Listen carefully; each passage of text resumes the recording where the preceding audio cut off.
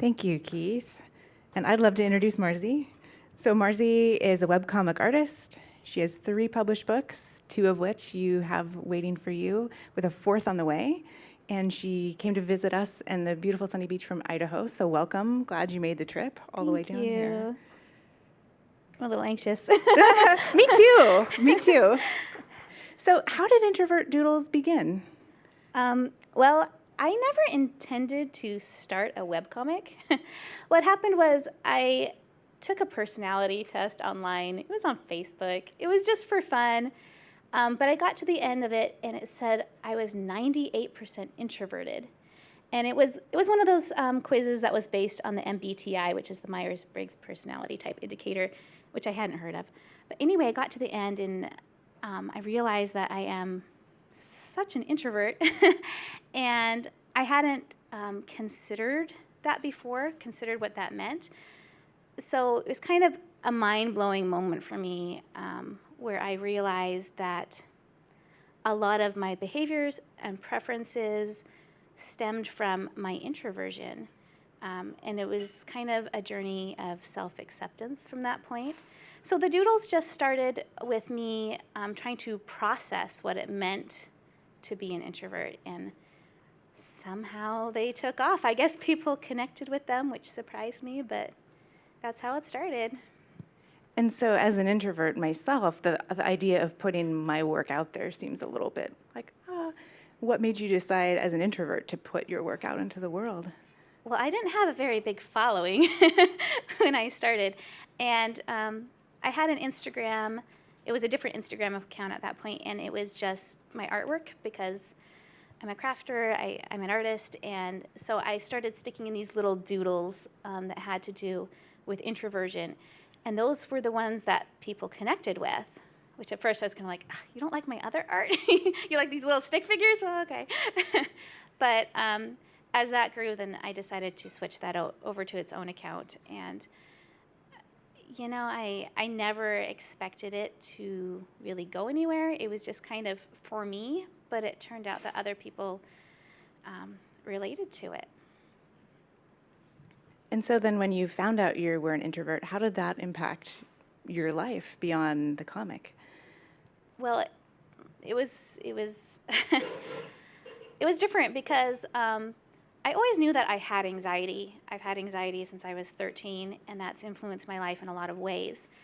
And so I had always thought that things like me wanting to spend a lot of time alone, me wanting to work independently, wanting to have only 1 or 2 really good friends instead of a group of friends, I thought those were symptoms of my anxiety. I thought they were symptoms of a mental illness.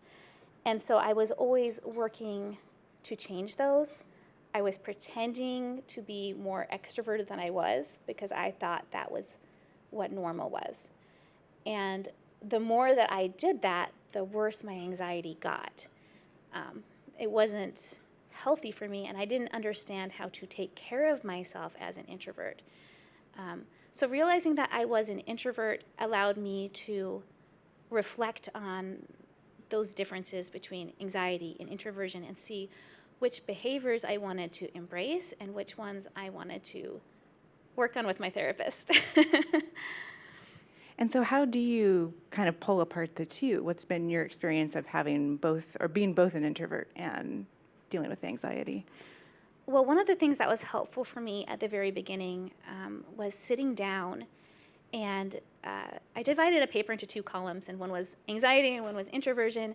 And I took a look at some of my specific behaviors and preferences, and I tried to sort them. For example, me wanting to stay at home on a Friday night, what is my motivation there? Am I doing it because I'm too nervous to go out? Or am I doing it because it brings me peace and joy? And so if it's something that has a positive impact on my life, I'm like, that I can put safely in the introversion column. That is something that I can embrace and do more of. But if it's something that's causing me discomfort or something that is fear-based, it's going in the anxiety column.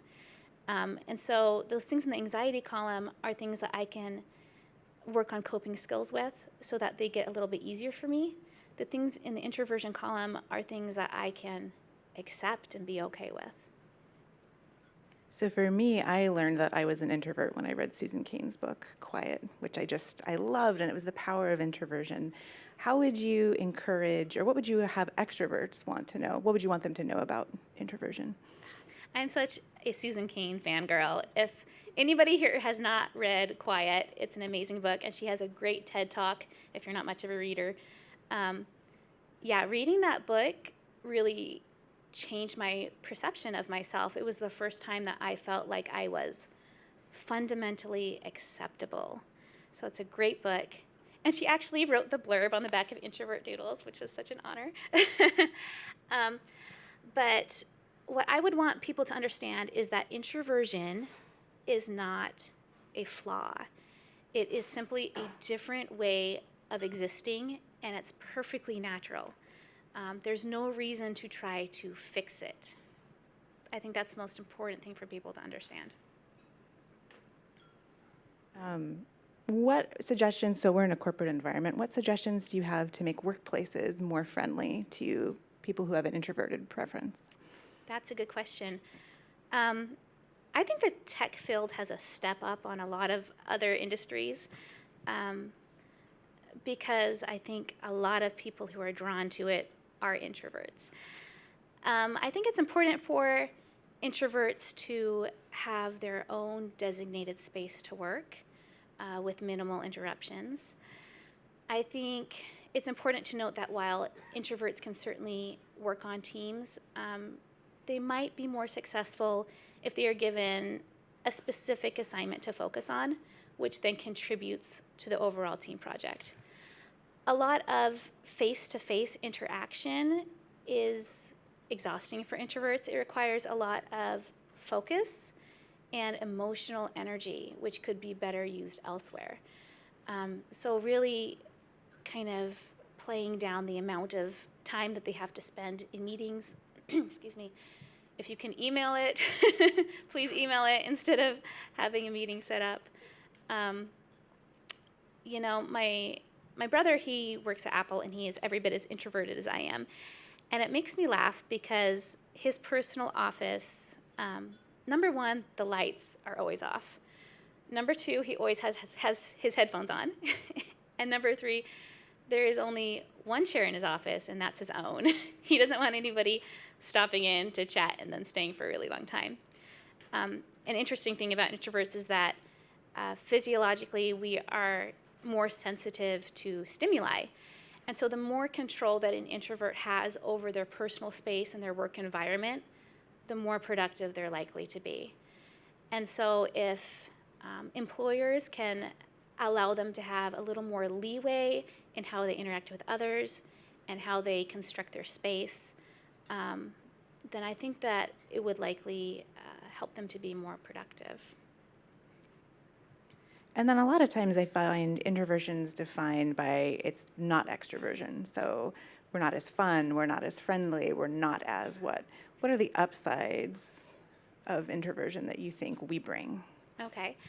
Well, first of all, I am not anti-extrovert. We're just different, and we have some natural tendencies that are, they're different, but they're helpful, and they aren't, one isn't better than the other is what I'm trying to say. They're just different. So some of the things that introverts are naturally good at is that we tend to be reflective, introspective, we think before we speak, and we process before we react. And that means that we can be really good decision makers. We can also be good leaders because we're very level-headed and we consider things from a lot of angles. Introverts are good listeners. They tend to be independent thinkers and really creative. So there are a lot of good attributes that kind of go hand in hand with being an introvert. And one of the other things that really spoke to me, I don't remember which of the books it was in, but if I'm friends with you and I'm an introvert, that means I've really chosen you. So how do you show up in friendships as an introvert? Well, the interesting thing is that all of my close friends are very extroverted. which is a little funny, but they do have some traits that balance out mine really well. For example, they can plan an amazing party, and I can show up late with a cheese plate and leave early, and everybody's happy. So I think what I offer them in return is that I'd like to consider myself a sort of refuge where, if they're having a difficult time, I can take them out for coffee, and I will let them vent for hours, and I will listen and display empathy. So I think we offer each other a really good balance. The key is to understanding and accepting what each other's needs are. They don't get offended or upset when I choose not to go to something. I let them know, I'm not going to go out for drinks tonight because I call them my social points. I'm saving up my social points for book club this weekend. But I appreciate that they invite me and that they try to include me. So I think it's just realizing that introverts and extroverts can balance each other out. And we each have something to bring to the table. Yeah, I love that idea of social points. So we've been circling through some of your favorite doodles that you send. How do your doodles come to be? Well, they're nearly all based on personal experience. So I do have to leave my house once in a while so that I can get some new material. I'm sure there'll be material from this. You guys might show up in my doodles later. Sometimes my friends show up in my doodles as themselves, so they get tickled by that. But also, with a lot of them, they are self-pep talks. Like, I tell myself what I need to hear and what I'm trying to believe. So they're kind of therapy for me in a way where I really reflect on what's going on in my life and the direction that I want it to go. And I just try to give myself a little pep talk, like this is how you need to be thinking about this situation, and it does help, yeah. And do they just come out fully formed? Do you play and edit? What does that part of the process look like? I have notes on my phone where when something happens, I'll just write a sentence about it, and then I'll go back through them later and be like, oh, which one's speaking to me right now? Which one do I want to draw? And then I'll usually write out what the panels are going to be, and then I'll draw them. So you mentioned this before, but in your introduction in kind of coping, you started to pull apart anxiety behaviors and introversion behaviors. How do you see, how are they similar? As you talked a little bit about this, but a little bit more about how they're similar and different for you. Well, first of all, whether you are an introvert or whether you're shy or whether you have anxiety, those are all different things, but they can appear the same on the outside to somebody else. So I think really what comes down to it's what's going on in the inside with that. If you're shy, which I don't really consider myself shy, but if you're shy, then that's usually fear-based, where you're worried that they aren't going to accept you, where you want to belong, but you aren't sure how. If you're anxious, then that's kind of driven by just this feeling that things are unstable, that you're not in control, that you don't know what's going to happen. And so that can be kind of a messy feeling. Introversion for me is kind of the opposite of all of those, where if I embrace my introversion, I feel at peace, I feel balanced, I feel whole.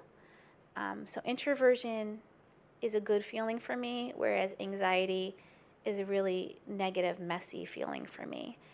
And so separating those and kind of defining what that looks like for myself has been really beneficial, because then I'm better able to take care of myself. I'm not pushing myself to do things that are going to be harmful to me in the long run. What has been your experience of anxiety? I've had a long haul with it.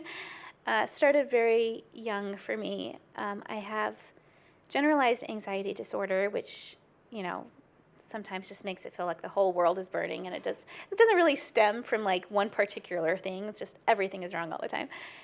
And then I also have social anxiety, which can make interaction difficult. And so my approach with that, I have a multifaceted approach where I do weekly therapy. That helps a lot with how I perceive the illness and kind of helps things before they start to snowball too big. And I take medications. I see my doctor once a month to make sure things are on task there. And I do some exposure work and a lot of self-care.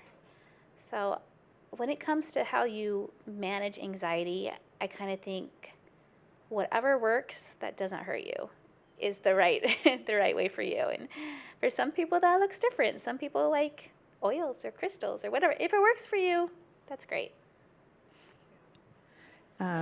Since it is Mental Health Awareness Month, and there are a lot of folks that might be allies and wanting to support people like you or like me who are managing anxiety, what advice or tips would you give to folks who want to support people who are challenged by mental illness? Oh, that's a great question. That's amazing. Well, I think the greatest gift that one person can give another is listening without judgment, just holding space for them. And we may not be able to understand fully what they're going through or to comprehend how they're feeling, but if we can just believe them, because it's their reality, it's their experience. If they're saying, I feel this way, or this is hard for me, believe them. And then maybe instead of trying to talk them out of how they're feeling or how they perceive things, I kind of leave that to the therapist. Instead of trying to talk them out of it, maybe just say, I can't imagine how hard that is for you. How can I help to make this easier? So just some empathy, kindness, patience goes a long way. And I think that's good in any case. I always say, don't fix me, hear me. Yes, I love that. I'll figure out how to fix me. I just want you to be here with me. Right. So what's next for you and Introvert Doodles? Well, I am almost done with my next book. I just sent it off to the publisher. It's called The Little Book of Big Feelings, and it's an illustrated exploration of life's many emotions. And it's just about figuring out how to process and navigate emotions. Because I feel, for me in particular, I was raised believing that there are bad feelings and good feelings. Those bad feelings you're never supposed to feel. Like anger was a big one that, just got squashed kind of in my upbringing. And I've come to believe that there's no such thing as a bad emotion, that our emotions are a reflection of our experiences, and that if we don't take the time or the effort to understand what they're trying to teach us, then we're doing ourselves a disservice. And so that's kind of the idea behind the book, is figuring out how to process those in a healthy way. And when will we be able to pick up our own copies? Well, it's actually available for pre-order now on Amazon and Barnes & Noble, but it has a holiday release date, so Christmas gift. So it's going to be a very merry holiday season for me, I know. Yeah. So I wanted to invite other folks to ask questions. I've got the question cube that I can pass to you, but I knew we would be very efficient because we're two introverted / anxious people. So we're not going to extend this longer than need be. So with that, I'm going to pick up the question cube. Questions. Oh, come on. I love this introverted group. I know, me too. It's so fun. You are my soul people. Hey, I just wanted to say thank you for doing this. I think it's awesome what you're doing with this whole movement. It's great. And I have a question about kind of the angle or perspective. A lot of what I've seen so far, I haven't really dug into it much yet. Looking forward to it. But it seems like a lot of it is about like me and my experience. Like, I'm an introvert. Here's how people can relate to me, which I think is great for your mental health, get a grip on things. But also, I think part of the introvert experience is our effects on others. So I was wondering if any of your books really go into the effects we can have in our interactions with others. For example, some people might be confused or think we're being unfriendly, or just think we're all around weird, which is possibly true. But just like, how can you like shed some insight on the outgoing introvert experience, if that makes sense? Great. Well, yeah, I do talk about that in my kind of coping book. Then I do have a section called A Little Help, and that chapter talks about how we can interact with others and how they can offer support, and kind of that two-way thing there. As far as introversion goes, they're a little more spread out throughout the book. But for example, I have a doodle that has a column where it's one side's extrovert and one side's introvert, and they are both saying the same thing, but the motivations behind them are different, and just kind of understanding that the place that we come from, how we perceive things, can vary. It can be a little different, but one isn't wrong. One person isn't being rude. It's just how we view the world. So I think the very most important thing with that is dialogue, and being willing to be vulnerable and say, these are my motivations for the things that I say and the things that I do, and being willing to hear what the other person is saying and how that impacts them. And there might need to be some adjustments made, and that's okay. You can compromise a little bit. It doesn't always have to be, this way is the right way, this way is the only way. There's definitely a way that you can meet in the middle and learn to communicate with each other. It's a good question. Thank you. Cool, thank you. Yeah, what you're saying reminds me of, I think it's Brene Brown's TED Talk on vulnerability. Yes. It's awesome. Yes. Thanks. I was hoping maybe you'd forget. So you talked about this a little bit, addressed your anxiety. What does it mean? Like, I guess I want to know what it is that goes on in somebody's head when they are anxious, because I feel I can understand I'm definitely an introvert. I can sort of understand depression and that sort of thing, but I've always been curious about what is happening in the brain when you are anxious. So much. There's a section in the book in kind of coping that's called Overthink All the Things. And it really delves into all of the thoughts that go through my head, like in a certain situation, like just sitting on the bus, like all these issues that come up for me, or riding in an elevator, or going to the movie theater. A lot of those things can be exhausting because I have all of these fairly unreasonable worries that come out of nowhere, and that I have to look at each one, I have to address each one, I have to decide whether it's valid or not, and then discard the ones that aren't, and it takes a lot out of me.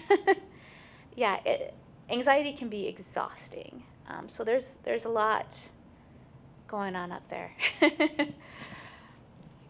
Yeah. So you just said you discard the ones that aren't valid. What do you do with the ones that are, and where do you draw that line? I work on this a lot with my therapist. So sometimes I'll take things to their conclusion. So for example, I thought today I might get lost on my way here. And so I'm like, okay, that might be a valid concern. I've never been here before. I might get lost. My Google Map app might not work because I don't have a great reception. And so what's going to happen if that occurs? And then I think of some possible solutions. I could ask somebody for help. I could flag down a taxi. My phone still works even if my Wi-Fi doesn't, so I could call and I could ask, and just kind of exploring various solutions, recognizing that if something doesn't work out, it's probably most of the time not going to be the end of the world. It might be uncomfortable, it might be hard, I might cry, but it's not going to be the end of the world. I'm going to make it out the other side. And so not really so much minimizing my feelings because they are real, but just kind of rationalizing them in a more logical way is helpful. Thank you. Mm-hmm. Do you ever address as maybe as people get older, they go from extroverted to really discovering they're introverted? And then there's that whole confusion in the brain of how to balance that, because people have accepted you one way and you find you're another. Right, right. Yeah, I do have a doodle on that. I think it's in the Introvert Doodles book, where it's like actually based on the game of life, you know, and you go through and you start out and you pretend to be extroverted and you choose a certain career path that you think's going to fit for you, and then it kind of evolves where you realize that you want something a little bit different.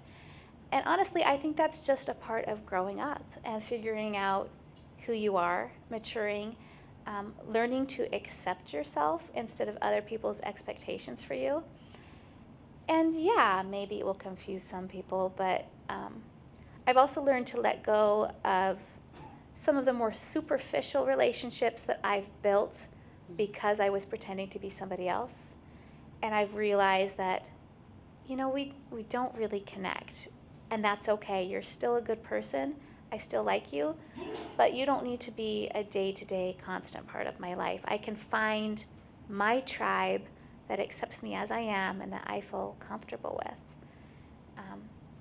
And I think living an authentic life and being your authentic self is where you're going to find the most happiness.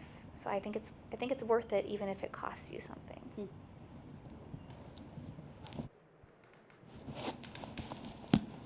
Okay, as a fellow book lover, I have to ask, so what kind of books do you like, and what's your favorite? I will admit that I am a huge fan of most books on Oprah's book club. She has good taste in books. I recently moved to a new house, and my one thing for my house is like, I need to have room for a library. So the first thing I did was build a library.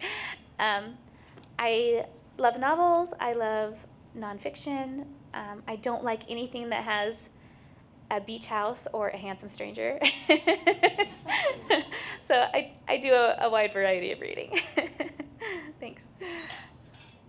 I had my question, now it's gone. That happens to me all the time. Well, as you think of it, then I'm curious, other than you, who's your favorite artist or favorite comic? Oh, man. One that I truly love, and the artist I've become friends with online, of course, is Yes, I'm Hot in This. It's by an artist named Huda, and she talks about her experiences as a Muslim American. It's really great because she approaches it in a way that isn't preachy. It's just funny and factual. And so, yeah, I reached out to my publisher and actually got her a book deal through my publisher because I'm like, this artist is amazing. You have to do this. And so she has her book out now. It's called Yes, I'm Hot in This. If you've ever been curious about what it's like to be a Muslim in America, it's really some amazing work. So yeah, she's one of my favorites. Did you think of it? Yes. Okay. So I definitely had issues with anxiety when I was younger. Mm-hmm. And I found that for myself, like discipline and organization and planning and like spreadsheets and things like that really helped me kind of, tame the noise and the chaos in my mind. Do you think you've had a similar experience, or? I think what it comes down to with anxiety is anxiety makes you feel like you're not in control, like the world is chaos. So whatever you can do to regain a semblance of control over your own life is going to help tame that anxiety. So for me, I do some things that are a little quirky. Like if I know I have to make a phone call, I write out a script. Weird, yes, but it works. I've done the same thing, actually. Yeah, it makes me feel like I have control over it. So whatever you can do to feel like things are going to go your way and like you have some influence over your life and what's happening to you, it's going to be beneficial. So I think that's a great strategy. Yeah. I almost always prefer to be alone at home. Yes. However, I often get really energized from being around people. As it happens, like I said, I often want to not go out and see people. And afterwards, I'm so glad that I did. And it energizes me in a way that my fortress of solitude doesn't. Right. But I also get drained just as much as often as I get energized. Interesting. I was wondering if you have experienced the same sort of dichotomy, and if other people don't energize you at all, and I guess how you deal with that. Well, first of all, introversion, extroversion is very much a spectrum. And the people who land towards the middle of the spectrum are called ambiverts. And those folks, I would suspect that you are one. They very much enjoy their alone time. They're perfectly comfortable being alone, but they also enjoy socializing with people, and they're comfortable with that too. But they kind of need a balance of both in order to feel fulfilled. So for me personally, I am way over on the introverted side, and I get a little exhausted even when I'm in a place that I want to be with people that I enjoy. It still takes something out of me personally. And I don't tend to get lonely very often. I just really, it's a strong preference for me, but it's definitely a spectrum. So I found that it's helpful for me to agree to things, but give myself an out. So I'll say, yes, I will come to dinner with you. I'm not sure yet whether I'm going to stay for the movie. And my friends are okay with that, and I can kind of just play things by ear. But it's really just a matter of listening to yourself. And if you find that going out, if you find that you're happier after you've done it, then yeah, maybe try it a little bit more often. And if it's not working for you, you can always go home. It's not a lifetime commitment. You can just go home. Well, and I'm also curious, for me, it depends where I'm going and who I'm going with. Yes. So like karaoke bar is my personal version of hell. Oh. And so if my friends want to go there, I'll say, oh, that's really not something for me. Would it be possible we grab dinner at this place instead? So I'm curious if there are other patterns as you start to look with the environment or the people or the activities to say, oh, these are the types of times when I get energized with people. These are the types of times when not. So it could be the same people that I'm spending time with in different settings because of the overstimulation, the noise, all of that. It's going to drain me much faster than if we're at somebody's house just chatting over coffee. Yeah, different settings have different feelings, for sure. And I do have a doodle that I made where it talks about, those social points, and I compared it to like a salad has like this number of calories, but an ice cream has this number of calories. It's like going to a big party costs me a lot of calories or social points, whereas sitting on the porch with a friend and drinking wine costs me hardly anything. And so you have to kind of think about that, like how much is this going to cost me emotionally, psychologically? Is it going to be worth it? So you just need to strike that balance and see what you personally need. Can you talk a little bit about how you went from taking the comics to having them published on paper, working with a publisher, picking a matte paper versus glossy for your second book? I did not pick that matte paper, I just want to say. And I'm asking for glossy for the next one. That was a surprise. As far as that goes, I did not send my work out to publishers. I had the publisher come to me. And that's kind of the way they work today with a lot of artists, is that they wait for somebody who has a big following and then they make them an offer because all their marketing is done for them, and they know that they have at least this many people who are going to be interested in buying the book. So they came to me, and we worked out a deal that way, and it's the first time that I've tried to do something like that, so it's definitely a learning experience. Had to fight them over the covers every single time. But yeah, I don't have a lot of control over the format of the book itself, but I definitely like the glossy. Who likes the glossy paper better than the matte paper? Yes? Right? Yes, I am totally. So yeah, thanks for that question. As someone with, as you've mentioned, a large following, how do you deal with the anxiety that relates to demands from this following, I guess? I have this little Instagram community that is shockingly supportive. Like, it is a happy place. And I don't know how I got so lucky that I don't have trolls hanging out there. I've blocked maybe like 1 or 2 people in the whole time that I've done this. I don't know. I guess it's maybe just the people that are drawn to my art are very similar in temperament to me. But I consider so many of them friends, even though I've never met them. And, I have a bigger following on Facebook, but I don't do a lot there. Like Instagram, it feels like home to me. I don't know. They're not very demanding. There have been a couple of times when I have been called out for posting or saying something that maybe wasn't as thoughtful as it should have been. And I take that hard because it's my goal to make my page an inclusive, supportive place. And so I am very open to feedback. I will apologize and make changes and switch direction if I feel that's necessary. So overall, it's been good. I appreciate that people are willing to be vulnerable enough to tell me, like, this is a little off. This could hurt somebody, and I'll do what I can to make that right. But that's the hardest part. Is like I'm a sensitive, squishy little person, and so I do take those things seriously. I think the hardest part of all of it is maybe the DMs, the messages I get, which I'm appreciative of, but I try to respond to every single one.